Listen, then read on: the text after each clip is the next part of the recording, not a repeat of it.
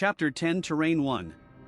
Sun Tzu said, "We may distinguish 6 kinds of terrain, to wit, 1. Accessible ground, 2. Entangling ground, 3. Temporizing ground, 4. Narrow passes, 5. Precipitous heights, 6. Positions at a great distance from the enemy. Point 2.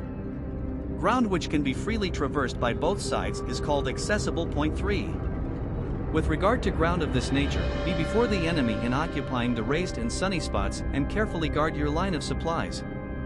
Then you will be able to fight with advantage. Point 4. Ground which can be abandoned but is hard to reoccupy is called entangling. Point 5.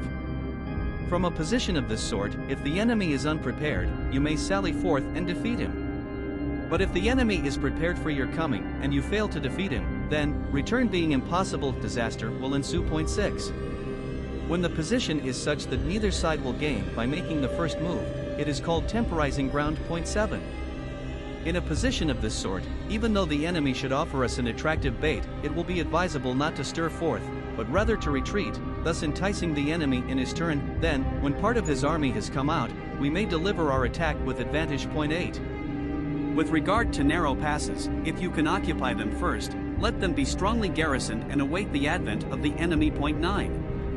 Should the army forestall you in occupying a pass, do not go after him if the pass is fully garrisoned, but only if it is weakly garrisoned. Point 10. With regard to precipitous heights, if you are beforehand with your adversary, you should occupy the raised and sunny spots, and there wait for him to come up. Point 11. If the enemy has occupied them before you, do not follow him, but retreat and try to entice him away. Point 12. If you are situated at a great distance from the enemy, and the strength of the two armies is equal, it is not easy to provoke a battle, and fighting will be to your disadvantage. Point 13. These 6 are the principles connected with earth. The general who has attained a responsible post must be careful to study them. Point 14. Now an army is exposed to 6 several calamities, not arising from natural causes, but from faults for which the general is responsible. These are sad face: 1. Flight, 2. Insubordination, 3. Collapse, 4. Ruin, 5. Disorganization, 6. Rout. Point 15. Other conditions being equal, if one force is hurled against another 10 times its size, the result will be the flight of the former. Point 16. When the common soldiers are too strong and their officers too weak, the result is insubordination. When the officers are too strong and the common soldiers too weak, the result is collapse. Point 17. When the higher officers are angry and insubordinate and on meeting the enemy give battle on their own account from a feeling of resentment, before the commander-in-chief can tell whether or no he is in a position to fight, the result is ruin. Point 18.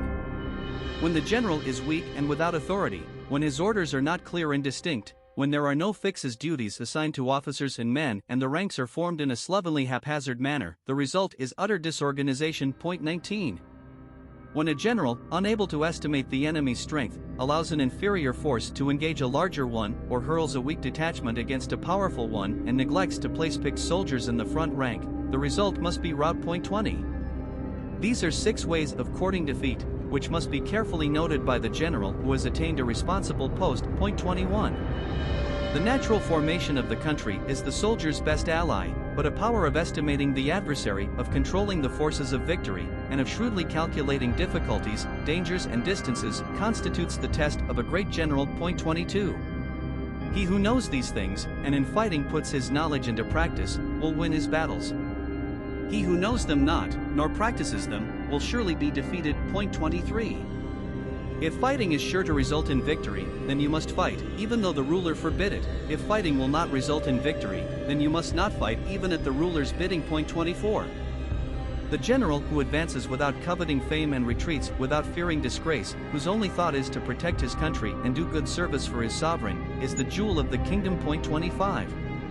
Regard your soldiers as your children, and they will follow you into the deepest valleys. Look upon them as your own beloved sons, and they will stand by you even unto death. Point 26. If, however, you are indulgent, but unable to make your authority felt, kind-hearted, but unable to enforce your commands, and incapable, moreover, of quelling disorder, then your soldiers must be likened to spoiled children. They are useless for any practical purpose. Point 27. If we know that our own men are in a condition to attack, but are unaware that the enemy is not open to attack, we have gone only halfway towards victory. Point 28.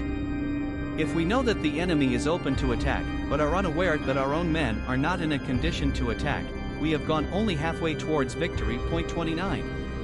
If we know that the enemy is open to attack and also know that our men are in a condition to attack, but are unaware that the nature of the ground makes fighting impracticable, we have still gone only halfway towards victory. Point 30.